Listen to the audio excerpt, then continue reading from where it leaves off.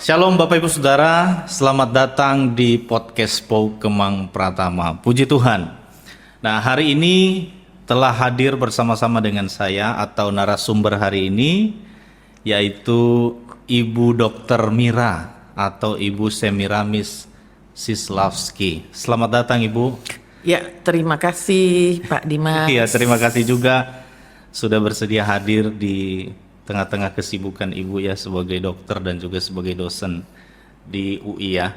Nah Bapak Ibu Saudara, kalau di pertemuan pertama kita sudah membahas tentang membersihkan telinga waktu itu ya Bu ya. Nah hari ini kita membahas tentang speech delay ya, speech delay atau ini di sini saya sudah rangkum judulnya yaitu pentingnya mengikuti perkembangan mendengar dan berbicara untuk mengenali keterlambatan bicara pada anak. Ya, jadi hari ini kita khusus membahas tentang keterlambatan bicara pada anak. Nah, pertanyaan saya Bu, apa sebenarnya yang dimaksud keterlambatan bicara pada anak itu? Iya, keterlambatan bicara ya berarti emang terlambat ya, berarti bicara. tidak sesuai Yes. dengan usia. Ya, ya. Jadi kalau misalnya pada usia misalnya 1 tahun, anak sudah bisa mengucapkan beberapa kata, dia belum ngomong, ya, Iya. itu mengalami keterlambatan. Atau yang paling gampang kalau dari bayi. Oke. Bayi itu kalau 6 bulan mestinya udah mulai babbling, ya babbling tuh ngoceh-ngoceh. Ngoceh, Tapi ya. belum ada arti. Yap. Misalnya dia mama gaga itu tapi nggak ada arti. Ya. Tapi kalau anaknya diem aja, nggak ada keluar, itu kita harus curiga. Jadi sebenarnya kalau dari bayi-bayi pun kita udah bisa lihat. Nanti dia sudah mulai 9 bulan, baru dia mulai mama, dia udah mulai tahu mama, papa. Oh. Itu 9 bulan Itu udah 9 mestinya bulan. keluar. Jadi kalau itu tidak keluar, itu udah mestinya suatu tanda di mana kita harus waspada. Oh, baik Bu. Jadi cara kita mengetahui dan mengenali bahwa anak tidak memberi respon terhadap suara atau belum berbicara ya seperti tadi ya. Harusnya ada indikasi-indikasi tertentu ya. Sudah bilang mama, papa gitu ya. Ya. Oh, baik Bu. Nah, saya dengar juga tadi bahwa Ibu cerita sekarang ini Ibu banyak pasien anak-anak seperti ini ya. Apa saja sebenarnya masalah yang sering Ibu temukan di sini? Ya, faktor-faktor yang akan mempengaruhi keterlambatan bicara tuh banyak banget. Oke. Banyak. Oke. Nah, karena saya dari bidang THT, pasti yang saya pikirkan pertama adalah apakah ada gangguan pendengaran pada anak. Iya. Itu kita harus singkirkan dulu. Oke. Kalau pendengarannya baik, kita cari faktor lain. Nah, faktor-faktor lain misalnya ya, anak sekarang ini lebih banyak dikasih HP atau gadget. Ya. Jadi anak akhirnya pasif. Dia hanya menonton tanpa ada interaksi, komunikasi 2 arah. Oh. Jadi dia hanya bersifat pasif. Kemudian anak-anak itu karena dia pakai YouTube, dia belum bicara, dia kadang-kadang mendengar YouTube bahasa Inggris, contoh, Iya. yang belum sekolah ya, Iya. sehingga dia mengalami kesulitan. Oh. Atau anak yang mulai bersekolah, terus di sekolahnya bilingual. Jadi dia ngomongnya belum bagus dalam bahasa Indonesia, bahasa ibu, tetapi dikasih lagi bahasa Inggris dengan usia terlalu muda. Tidak semua anak bisa terima dengan cepat, gitu loh. Kadang-kadang bisa 3. Ada di rumah misalnya neneknya bahasanya Mandarin, gitu. Iya. Wah, kacau itu semua. Atau mbaknya tiba-tiba ngajak bahasa Jawa misalnya. Nah, itu akhirnya membuat anak kalau dia pada saat dia mau mengutarakan sesuatu, dia tuh bingung mau nata pakai bahasa yang mana nih gitu. Iya. Kalau cuman per kata itu gampang. Misalnya blue, red, Iya. itu gampang satu. Tetapi pada saat dia mau menata berbentuk kalimat, itu dia mengalami kesulitan. Akhirnya mendingan diem. Oh, jadi Nah. sebaiknya dihindari ya dulu HP. Itu HP dan TV itu Bu, nonton TV itu sebenarnya sampai usia keberapa dihindari? harusnya ikut aturannya sampai usia 2 tahun anak tuh nggak boleh dikasih. Nggak boleh. Setelah 2 tahun, itu namanya screen time itu hanya boleh 1 jam per hari. 1 jam per hari. Per hari. Sampai umur 2 tahun. Itu setelah 2 tahun. Itu pun setelah 2 2 tahun. Iya. Oke. Setelah 2 tahun itu 1 jam per hari. Jadi sebelum 2 tahun tuh nggak boleh. Harusnya. Soalnya gini, terkadang orang tua ini yang saya lihat ya, ya yang penting anak saya nggak nangis lah, udah kasih aja lah gadget gitu kan. Nah itu kesalahan kita. Kenapa waktu zaman dulu nggak ada gadget, orang tua bisa Ya. mengatasi? Betul. Karena banyak cara, bukan kasih gadget. Itu kasih mainan kek, kasih apa kek. Iya betul. Kenapa harus kasih gadget? Akhirnya dia nonton dan dia hanya melihat, dia hanya mendengar tapi pasif, nggak ada interaksi. Berarti di sini peran orang tua sangat penting Oh, ya. penting banget. Ngajakin ngomong itu ya Bu, ya, Betul. walaupun bisa seakan-akan nggak nyambung, dia nggak bisa jawab, tapi Betul. harus diajak terus. Diajak, jadi namanya kita memberikan satu stimulus, ada interaksi dengan anak. Jadi kalau misalnya di rumah orang tua juga sibuk main gadget, ya udah jadinya kayak begitu. Apalagi di dalam masa pandemi ini anak-anak nggak bersosialisasi. Iya. Dia diem aja di rumah, nggak punya teman, nggak punya siapa-siapa. Akhirnya dikasih gadget doang. Nah itu permasalahan. Jadi sekarang nih yang paling banyak anak-anak datang, orang tua mengeluh belum bisa bicara. Diperiksa pendengarannya misalnya normal. Normal. Nah kita jadi mengangkat kenapa, menanyakan penyebab-penyebabnya. Ya salah satu seperti itu. Kalau itu bilingual. Percaya nggak Pak Dimas? Aku pernah dapat anak Iya. sampai kayak sakau. Sako. Iya. Ya, Iya. tidak dikasih gadget, anak itu bisa Nangis, tantrum, histeris. ngamuk, minta ampun. Waduh. Itu anak saya pernah dapat, dia umur 3 tahun. Itu seharian dia pakai gadget sampai jam 2, jam 3 malam. Wow. Orang tuanya tidur aja udah, dia main terus. Karena nggak bisa di stop. Habis itu dia tidur, dia bangun siang. Habis itu main lagi. Anak umur 3 tahun loh. Waduh, Gila. bersekolah itu ya. Sakau itu. Udah kayak ketagihan. Ketagihan. Nah itu anak-anak sekarang bahaya kayak gitu. Kecanduan ya. Kecanduan. Ya, sama-sama aja dan narkoba kalau kayak Betul, gitu. betul. Jadi sekarang memang ada yang membuat, jadi ada dokter sekarang yang mulai menangani anak-anak yang kecanduan kayak begitu. Kan Waduh. kasihan. Bapak Ibu yang di rumah ya hati-hati. Nah, jadi kembali kepada Iya. orang tua. Iya, Dipikir ya biar anteng, biar tenang. Tapi kita perlakuan kita salah. Tapi memberikan mainan lebih bagus ya, Bu? Lebih bagus. Daripada gadget. Iya dong. Mainan Mainan terus kita bermain sama dia. main dengan dia. Jadi yang diperlukan adalah interaksi. Jadi kita komunikasi dengan anak. Dia mau ngerti mau enggak, kita ngobrol aja terus. Karena itu masih direkam sama dia. Nanti belum dikeluar, tapi pada satu saat nanti kaget sendiri, toto nyerocos, bla bla bla bla bla bla. Gitu. Nah itu yang suka dianggap enteng. Kasih sama mbaknya juga main gadget. Nah, itu dia. Nah sama kan? Oke lah, di depan kita dia Iya. baik-baik. Kalau kita tinggal bagaimana, Mbak? Nah, Kan? jadi itu yang paling dialami oleh kita sekarang. Nah, faktor lain apa? Mungkin anak autis, Autis. Ya. anak sangat hiperaktif. Jadi dia nggak fokus untuk belajar. Iya. Itu juga beberapa masalah. Atau misalnya dia ada keterlambatan, misalnya motoriknya, jadi dia juga terlambat jalan. Itu mungkin ada masalah-masalah lain. Nah, kalau dia mengalami gangguan pendengaran, itu juga paling banyak. Nah, ini saya mau bicara kenapa aku paling concern sama gangguan pendengaran, karena ini paling banyak disebabkan oleh virus. Virus pada saat ibu hamil. Oh, selain tadi karena gadget itu tadi. Iya, itu kan Oke. lain cerita Oke, ya. Itu siap. keterlambatan bicara, salah satu Keterlambatan gangguan bicara. pendengaran, autis, Oke. hiperaktif, bilingual, bla bla bla. Oke. Tapi untuk gangguan pendengaran ini paling banyak disebabkan oleh virus pada saat ibu hamil. Virus apa itu namanya? Virus itu namanya sekelompok virus itu namanya TORS. Oke. TORS itu toxoplasma, rubella, cytomegalovirus, kemudian herpes, juga sifilis, ya, seperti itu. Oke. Nah, yang paling banyak di kita di Indonesia ini itu sitomegalovirus atau kita orang biasa bilang CMV sama rubella.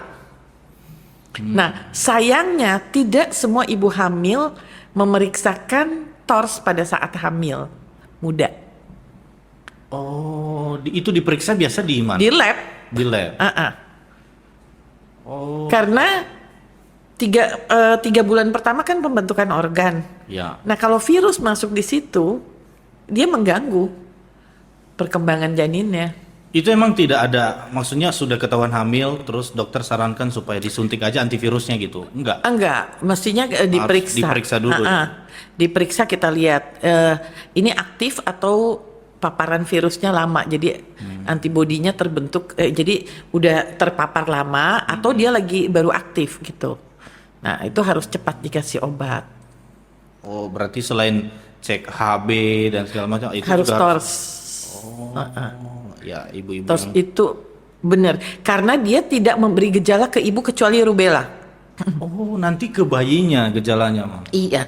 Jadi si rubella ini kalau kena ke ibu, ibunya tuh cuman ngeluh kayak ruam-ruam merah. Orang pikir kayak alergi. Oke. Kayak biduran doang. Heeh. Panas juga cuman anget-anget.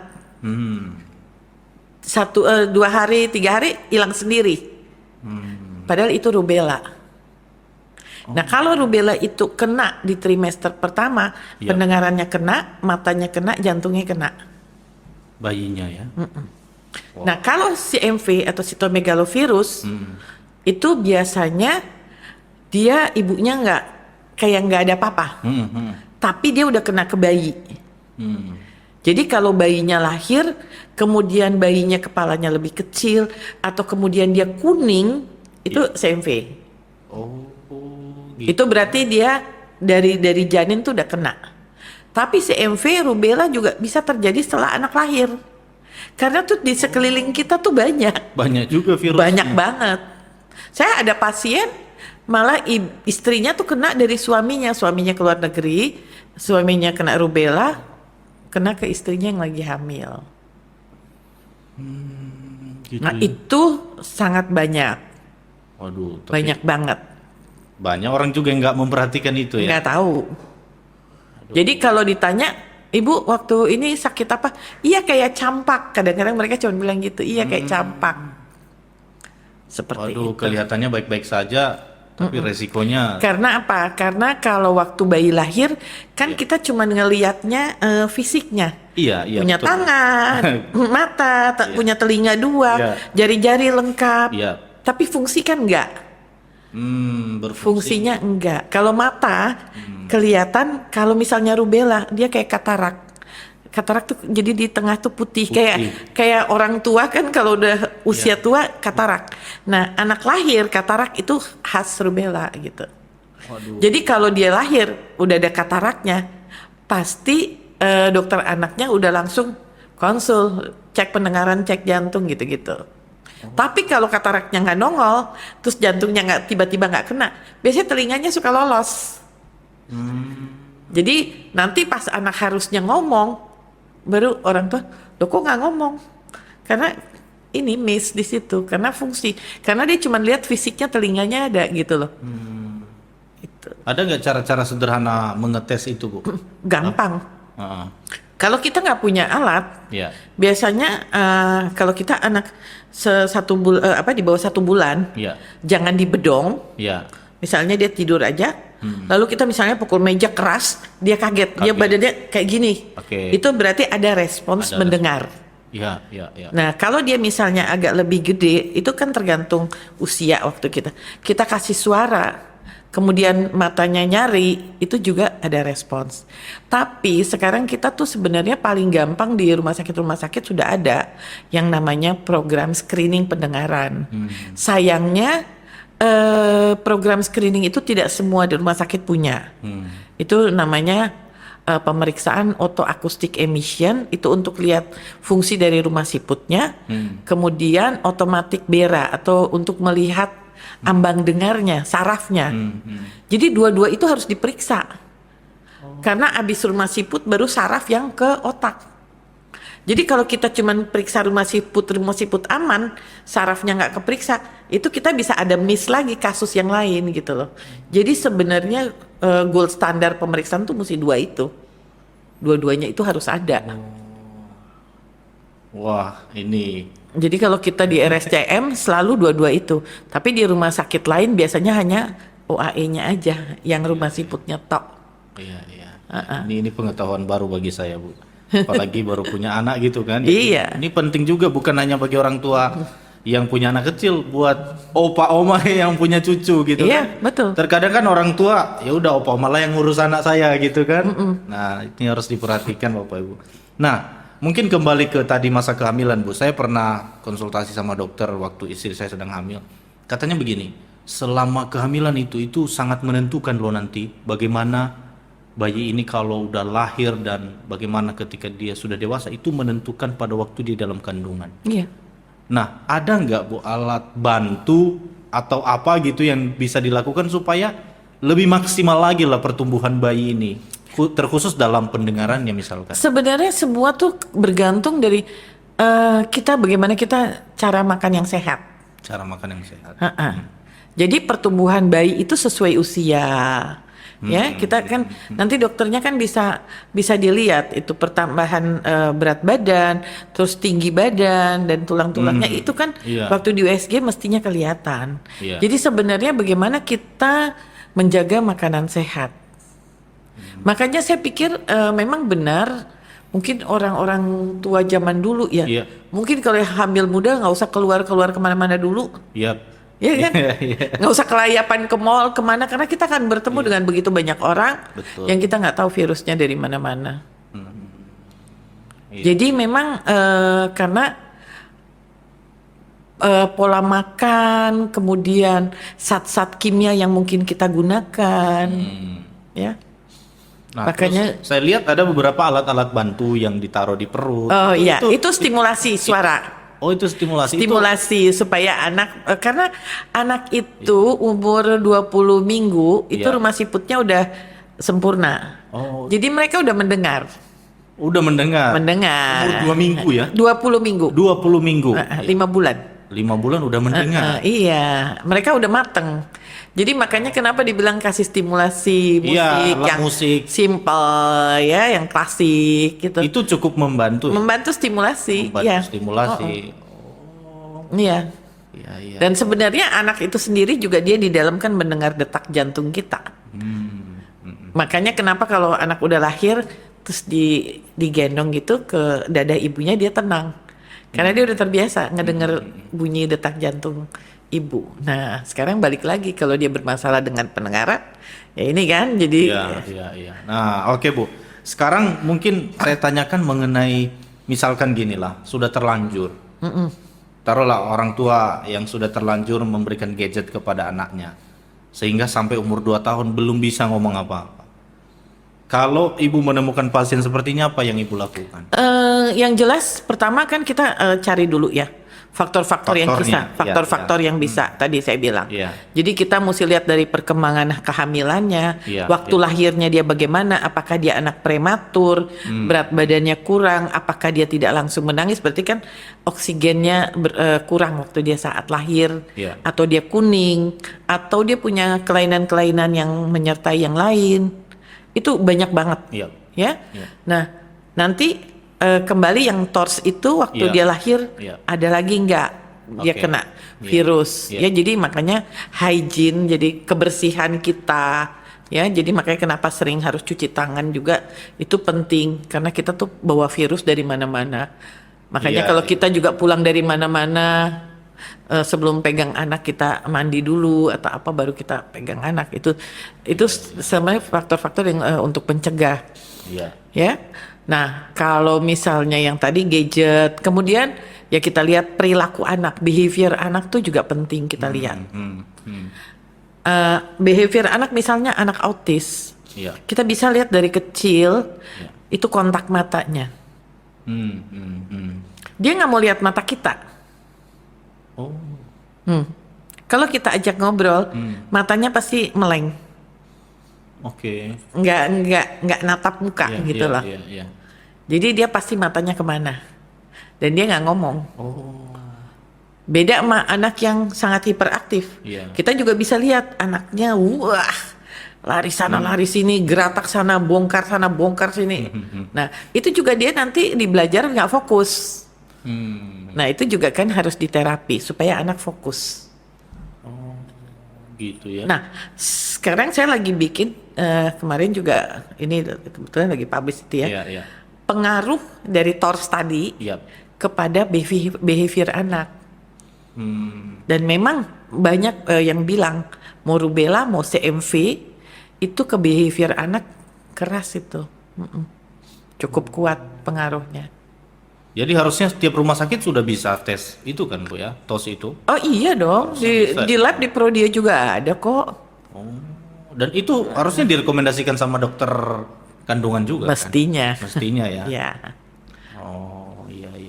Nah, berarti ya jalan keluarnya kalau misalnya udah terlanjur pakai gadget lah misalnya ya di stop. Di Mau nggak mau. Di stop. Ya cara sederhana yang dilakukan oleh ibu-ibu di rumah gimana Bu? Oleh orang tua khususnya. Iya, orang tuanya juga harus stop gadget dong, jangan depan anaknya. Orang tuanya juga sibuk main gadget. Oh, Iya kan? iya. Kita konsekuensinya gitu.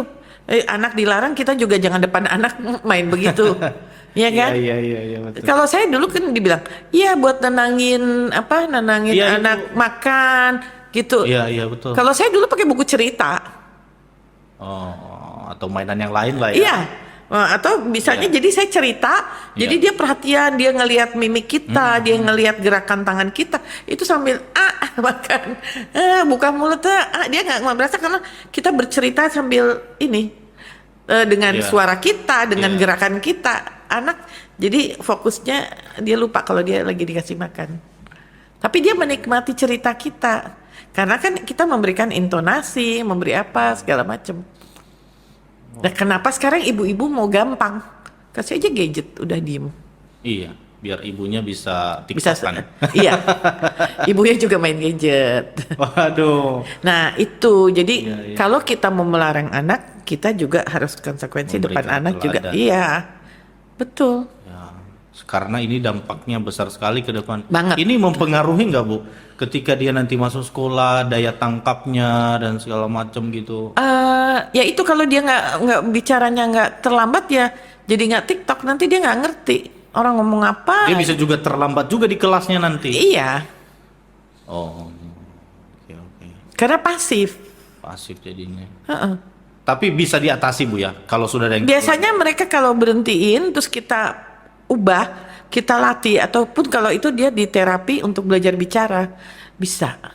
Kecuali kalau ada faktor-faktor lain ya, seperti kayak tadi ada autis, ada hiperaktif, kita harus ada terapi tersendiri. harus terapi, konsultasi ke dokter. Gitu Tapi yang penting adalah yang pertama pendengarannya oke apa enggak, itu yang harus dihilangkan dulu. Itu penting sekali ya. Iya, karena gini, kalau memang dia ada gangguan pendengaran, Iya. berarti kan kita harus intervensi dari awal. Bahkan kalau di dalam aturan kita screening pendengaran, anak sebelum pulang dari rumah sakit umur 2 hari Iya. itu udah terscreening. Oh, iya, betul. Atau kalau rumah sakit itu nggak punya fasilitas, paling tidak dalam 1 bulan. Jadi rumusnya dalam 1 bulan itu udah terscreening. Nanti kalau ada masalah, dalam 3 bulan udah terdiagnosa. Itu apa? Maksudnya kita udah menegakkan ini ada gangguan pendengaran apa tidak. Karena di dalam awal-awal kadang-kadang bisa terganggu karena misalnya telinganya masih liang telinganya masih kayak ketutup. Jadi waktu alat masuk untuk periksa suara tuh nabrak ke liang telinga, bikin hasilnya jadi mestinya dia nggak apa-apa tapi karena nabrak atau ada kotoran, biasanya suka lihat ada lemak-lemak bayi kan. Itu juga mengganggu. Atau kalau apalagi pada 2 hari di belakang gendang itu air ketubannya belum keserap semua. Jadi itu kan mengganggu hantaran suara. Itu bikin istilahnya dia fail. Tapi kita nggak boleh cepet-cepet. Jadi dalam 3 bulan harus jelas ada atau tidak gangguan pendengaran. Begitu ada gangguan pendengaran, kita kasih alat bantu dengar dari awal. Iya. Jadi alat bantu dengar itu sedini mungkin supaya dia dapat informasi suara yang masuk karena dibantu sama alat bantu dengar. Dibilang di dalam penelitian pada usia 3 tahun dia punya kemampuan hampir setara dengan anak normal. Jadi dia bisa ke sekolah normal. Nah, yang sering terjadi adalah ketika anak udah 5 tahun, 6 tahun mau masuk sekolah tapi belum ngomong, orang tuanya baru panik. Iya betul. Waduh. Itu yang terjadi. Tapi kalau sudah melebihi tadi 3 bulan ya Bu ya, 3 bulan itu letak kesulitannya lebih parah ya Bu daripada kita mengeceknya di usia 1 sampai 3 bulan tadi. Berarti. Enggak, jadi 3 bulan itu maksudnya udah tegak. Oh, Ada atau iya. tidak. Ada apa enggak gitu ya. Oh. Jadi 1 bulan pertama screening. Ya. 3 bulan udah jelas ada atau tidak gangguan pendengaran. Begitu ada intervensi. Oh, kadang-kadang ini yang saya lihat kurang diperhatikan oleh orang tua sih. Iya mungkin nggak tahu. Ya mungkin karena nggak tahu ya. Yang penting anaknya minum susunya lancar gitu, nggak nangis. Tapi nggak dicek ini yang hal-hal seperti ini. Iya. Mempengaruhi nggak Bu dengan imunisasi yang dilakukan? Enggak. Nggak juga ya. Nggak ya. Tapi imunisasi Imunisasi harus jalan. Itu daya tahan tubuh kan terhadap segala macam virus. di kampung saya imunisasi itu nggak dipercaya Bu. Ini pengalaman ya. Jadi ada dokter datang ke kampung, terus tiba-tiba imunisasi semua bayi-bayi di sana. Tahu-tahu demam. Ya memang dampaknya itu kan imunisasi apa gitu namanya DPT atau apa gitu. Oh iya, apalagi Itu DPT ya. demam. Mereka bilang ini bukan obat, ini penyakit dimasukkan ke anak saya. Iya. Kayaknya kurang edukasi juga. Iya. Harus Jadi sama dengan waktu rubella. Rubella itu waktu mau orang kita gembar-gembar harus vaksinasi, banyak yang menolak. Ya. Tapi begitu anaknya akhirnya gangguan pendengaran, ya percuma gitu loh. Iya betul. Iya. Maksudnya mereka baru menyadari. Baru sadar. Ya kayak COVID juga lah Bu. Iya. Banyak orang nggak mau divaksin. Iya. Iya. Nanti kalau udah kena kan lebih berat daripada kita udah vaksin, terus memang kita diserang virus, pasti gejalanya jauh lebih ringan. Baik. Apa saran Ibu untuk ibu-ibu yang sedang hamil sekarang? Ya, apalagi hamil muda ya. Jelas makan sehat. Makan sehat Hindari. walaupun nggak pengen. Kan biasanya ibu-ibu kan nafsu makannya kayak susah makan gitu Bu. Iya, kita pokoknya cari makanan yang sehat ya, makanan rumah, makanan apa gitu ya. Oke. Pokoknya bergizi lah. Iya. Karena kan pertumbuhan bayi itu kan justru dari awal-awalnya. Kalau kita makanannya nggak bergizi, kan kesian. Iya. Waktu pembelahan selnya nanti ada virus masuk, ya gampang jadi berantakan. Iya. Jadi kan kita mesti tahu bahwa sel dari 1 pecah jadi 2, 2 jadi 4, 4 jadi 8 gitu kan, memperbanyak ini ya. Nah kalau di tengah-tengah itu diserang virus, ya jadi kacau pembelahannya. Pasti ada yang terganggu. Iya. Mau dalam bentuk apa aja. Atau yang kita bilang kadang-kadang ada namanya mutasi gen. Karena virus jadi mutasi. Jadi berantakan ininya. Iya. Jadi buat ibu-ibu yang sedang mengandung makan yang sehat. Iya. Kadang-kadang enak betul, enak itu pengaruh hormonal. Tetapi kita kan harus melawan. Makanya jangan dipikirin. Kalau saya dulu nggak mau pikirin. Bodoh amat, mau enak saya hajar aja terus. Mau susu, mau apa. Makan aja terus. Iya. Terus saran Ibu buat orang tua yang punya anak di bawah usia 2 tahun lah. Ya, hindarilah penggunaan gadget. Iya. Kemudian kita berbahasa itu satu bahasa. Satu bahasa dulu. Satu bahasa dulu. Bahasa apa? Bahasa yang kita pakai tiap hari. Iya. Dan sekeliling kita. Betul. Oke. Iya kan? Iya. Kalau kita tinggal di Amerika, ya jelas kita ngomong dalam bahasa Inggris. Karena sekeliling kita orang-orang juga bahasa Inggris. Kalau kita mau di Indonesia, kita ngomong Indonesia dulu. Anak udah bisa ngomong lancar, udah bisa TikTokan, maksudnya dia udah paham apa pertanyaan. Iya. Umur 3 tahunan, abis itu kita masukin bahasa Inggris nggak apa-apa, atau bahasa Mandarin nggak apa-apa. Tapi bahasa ibu dikuasai dulu. Iya. Nah itu yang suka salah orang. Iya. Si ini ngomong ini dalam satu rumah bisa 3 bahasa, Iya. kacau, anaknya bingung.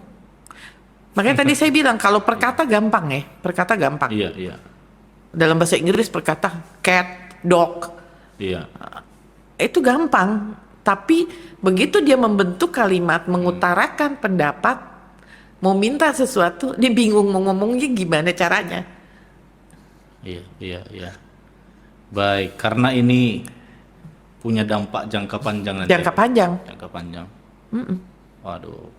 Ya, ini perlu kita perhatikan semua Pak Ibu. Walaupun yang belum menikah juga Oh iya dong, dia harus denger dong. perlu. Nah, iya. Perlu ini kan edukasi. pengetahuan yang yang kadang-kadang kita anggap sepele, Iya. tetapi ini berdampak untuk perkembangan anak. Iya, betul. Banyak orang tua pengen anaknya sukses, tapi kadang-kadang nggak dimulai dari ini nih, Dari awal. dari awal.